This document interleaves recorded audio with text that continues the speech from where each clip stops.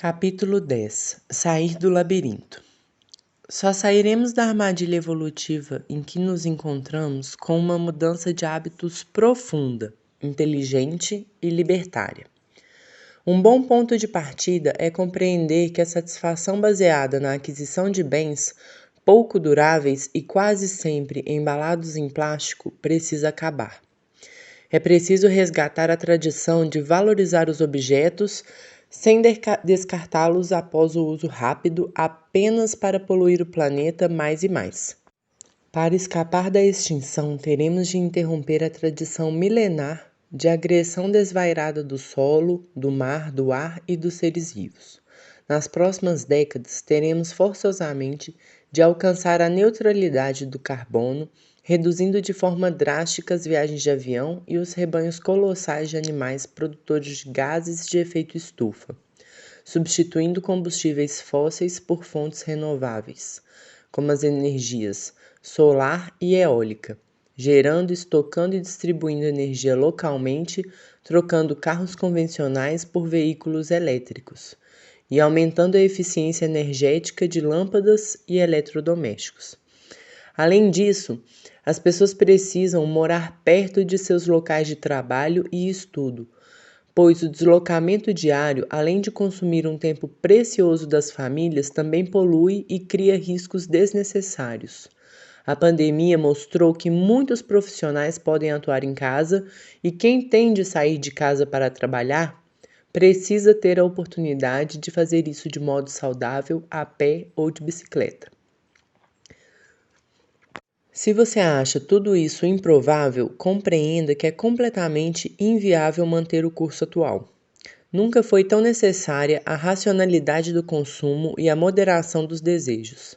Enquanto multidões agonizam de fome, os materialmente ricos estão doentes de desejos insaciáveis. É preciso lembrá-los a todo momento de que é impossível comer dinheiro, e fome dói. A obra de Carolina Maria de Jesus ensina muito sobre essa realidade. Eu, que antes de comer via o céu, as árvores, as aves, tudo amarelo, depois que comi, tudo normalizou-se aos meus olhos. A tontura da fome é pior do que o álcool. A tontura do álcool nos impele a cantar, mas a da fome nos faz tremer. Percebi que é horrível ter só ar dentro do estômago. Multidões de Carolinas hoje encaram a fome. Estima-se que a insegurança alimentar alcance hoje mais de 2,4 bilhões de pessoas e que mais de 150 milhões de crianças menores de 5 anos estejam atrofiadas por desnutrição. Apesar do crescimento persistente da população mundial, a produção agrícola do planeta deve cair 10% até 2050, sendo reduzida à metade em regiões como China, Índia e África subsaariana.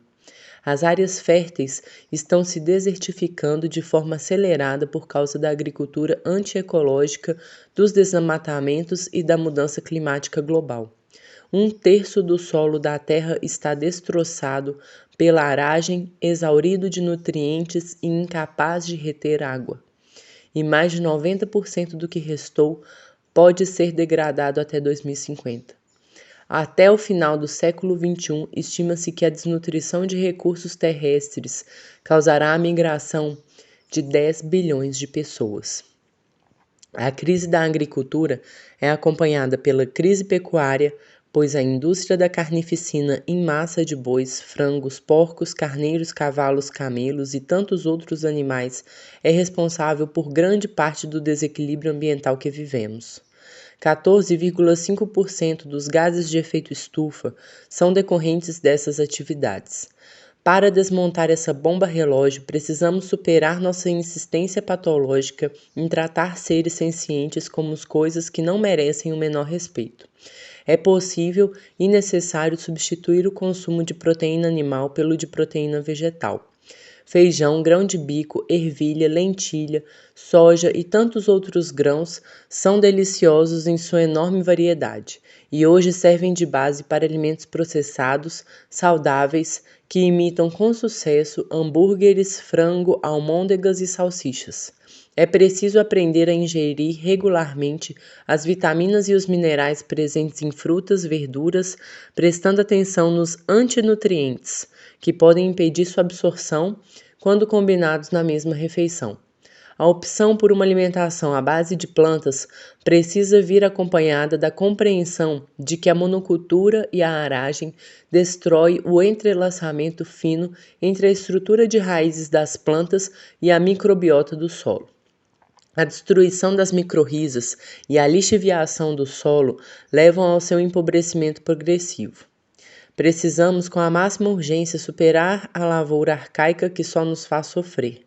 A solução para a fome global está em ter cada vez mais produção local e cada vez menos centralização. Terroir for everybody. Terroir para todos. Senão, é terror. Para desentortar esse arado, o sistema linear de fluxo energético atual, que extrai do meio ambiente numa ponta e na outra devolve lixo, precisa se tornar um sistema circular, em que os resíduos são sempre matéria-prima para o próximo ciclo. Para garantir que a alimentação das gerações futuras será robusta, diversa e sustentável, será preciso multiplicar hortas e jardins urbanos, compostar adubo, plantar, colher e preparar alimentos saudáveis com as próprias mãos.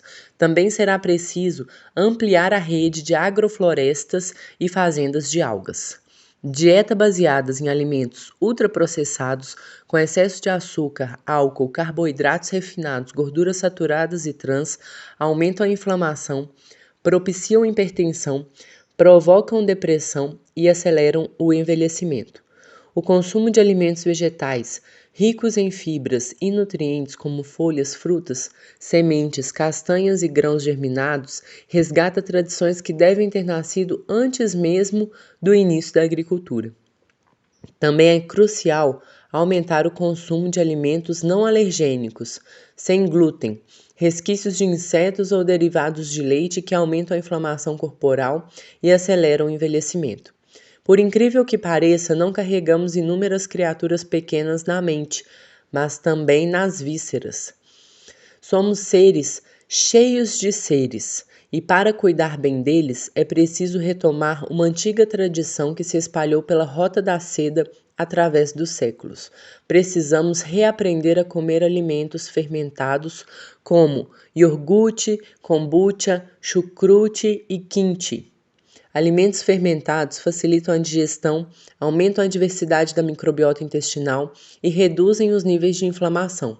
Seu consumo pode prevenir o surgimento de artrite e diabetes e tornar o envelhecimento bem mais saudável.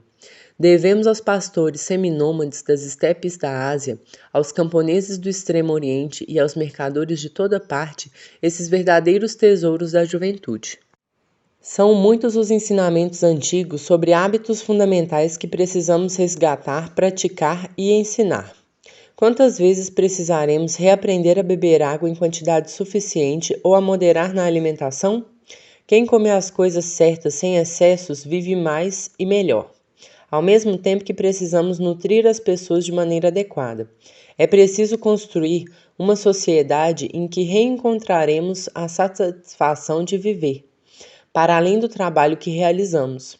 Na Islândia, em 2015 e 2019, governos e sindicatos promoveram um experimento social futurista que atingiu 1% de toda a população.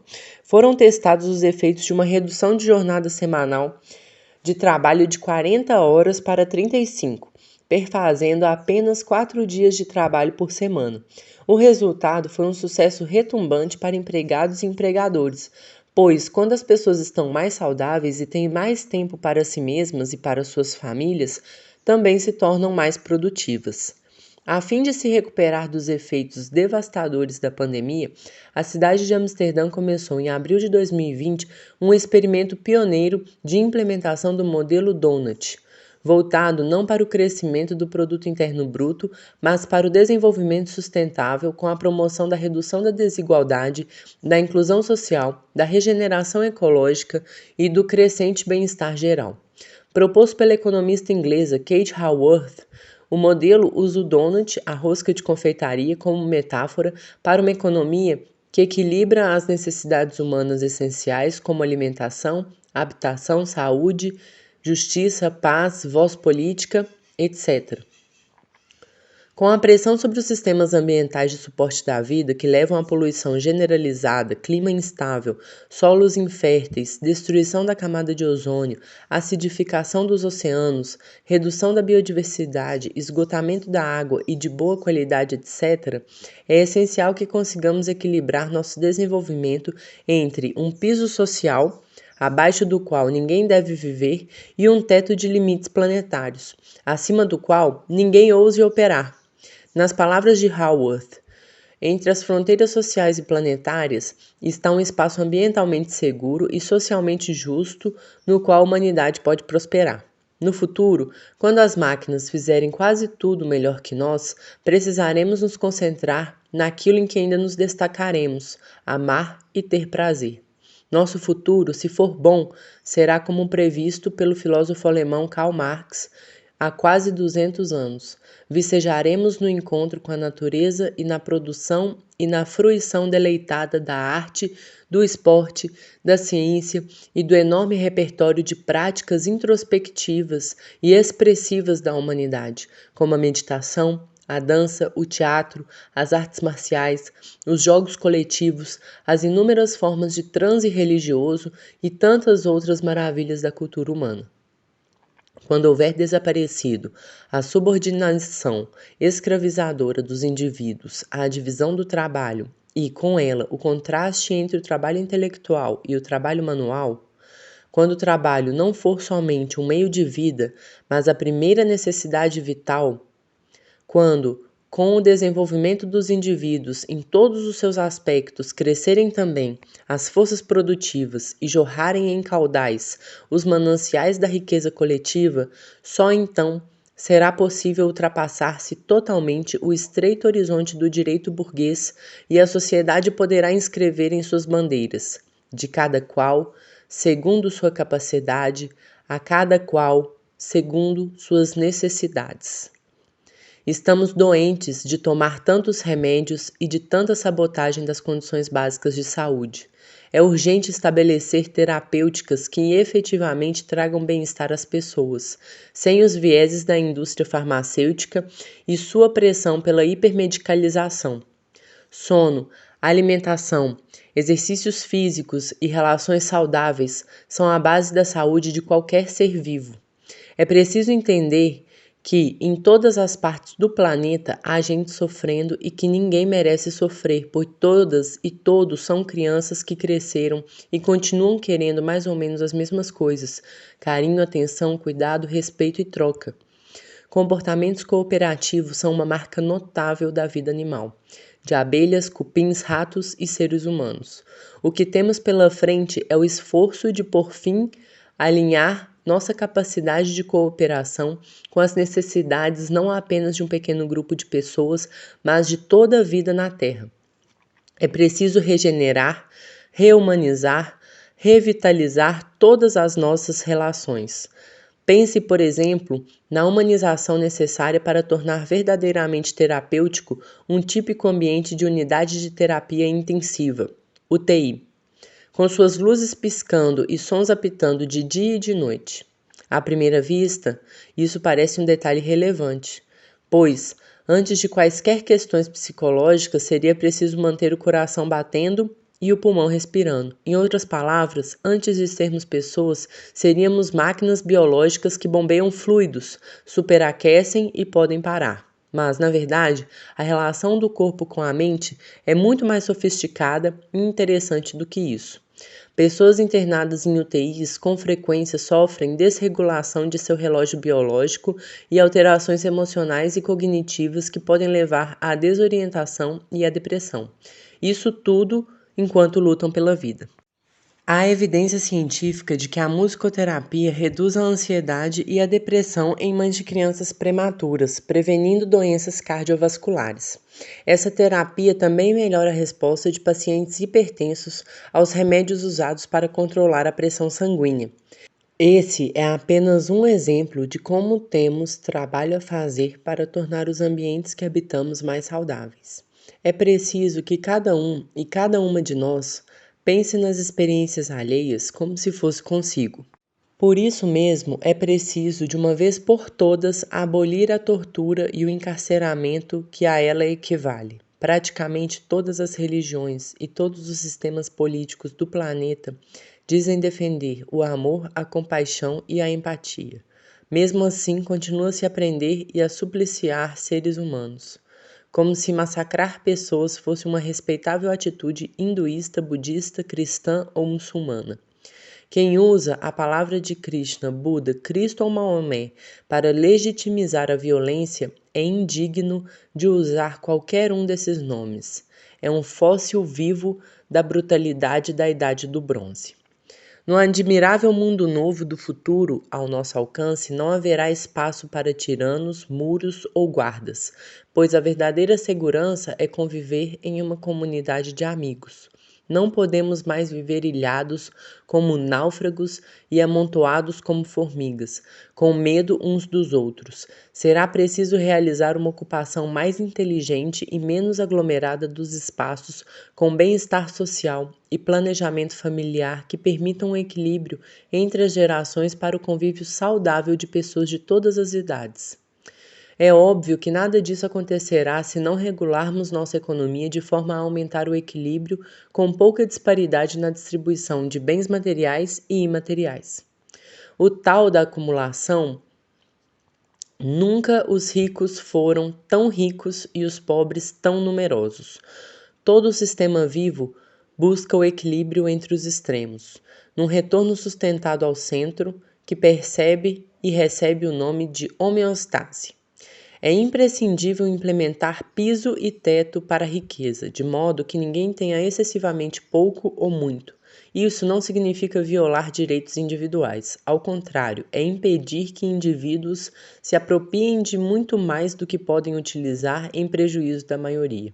Faz parte desse processo de expansão de consciência planetária, de fato, nos darmos conta do papel de cada um na transformação em curso. Enquanto as pessoas na base da pirâmide social precisam cada vez mais se organizar e se insurgir para questionar privilégios, aquelas que estão no topo precisam aprender a se colocar no lugar dos vulneráveis. Nesse processo de viver em paz e harmonia, pessoas de todos os tipos, na base, no meio e do topo, precisam se iluminar. É bem verdade que há boas razões para duvidar dessa solução. Se você também é cético quanto a essa possibilidade, pode ser interessante relembrar o mito de Angulimala. Enquanto houver vida, ainda há tempo para mudar. Para nossa reconexão com a linha mestra da Irmandade Humana, precisamos pedir licença e inspiração aos nossos mais velhos, escutar as vozes das anciãs e dos anciões, que se lembram do tempo antigo, mas enxergam o tempo vindouro. Da mesma forma, para a conexão com o futuro de nossa linhagem, precisamos pedir licença e inspiração aos nossos mais novos, escutar as vozes das crianças e dos adolescentes, que percebem a injustiça sem engano e praticam o prazer de viver sem remorso. Precisamos dar ouvidos ao alinhamento entre as palavras de Greta Thunberg e de Raoni Metukitire, cacique Kayapó, que se tornou um líder ambiental planetário. Quanto mais ampla for a escuta, melhor para a coletividade. Jovens e longevos possuem perspectivas e habilidades cognitivas complementares, e o melhor aconselhamento para o futuro só pode vir da consideração atenta de suas opiniões. Sem um verdadeiro diálogo entre nossa ancestralidade e nossa descendência, sem uma consideração profunda e fértil dos interesses e das opiniões dos nossos longevos e das nossas crianças, será impossível navegar nessa sociedade adoecida até um porto seguro. Como ensina Ailton Krenak, mais do que nunca é preciso lançar-se ao futuro com alegria. A vida, por ser esse dom tão indescritível, incontível, não pode ser percebida de outra maneira senão com contentamento, alegria e uma resposta criativa para o sentido de uma dança cósmica. Se você fosse chamado para uma dança cósmica, você ia ficar cabisbaixo ou saltitante? O momento é agora. Se Alexandre Magno, Gengis Khan, a rainha Nzinga ou a rainha Vitória de súbito se iluminassem e decidissem alimentar todas as bocas do planeta, fracassariam irremediavelmente. Não seriam capazes de alimentar por completo nem seu próprio povo. Apenas 2,6 milhões de anos depois da invenção da ferramenta de pedra, meros 23 mil anos depois da domesticação dos cães, menos de 5 mil anos após a invenção da escrita e menos de 100 anos depois da invenção do computador, conseguimos reunir conhecimento científico e moral suficiente para eliminar a fome, a violência e inúmeras doenças. Cumpre construir nossa guirlanda de flores culturais.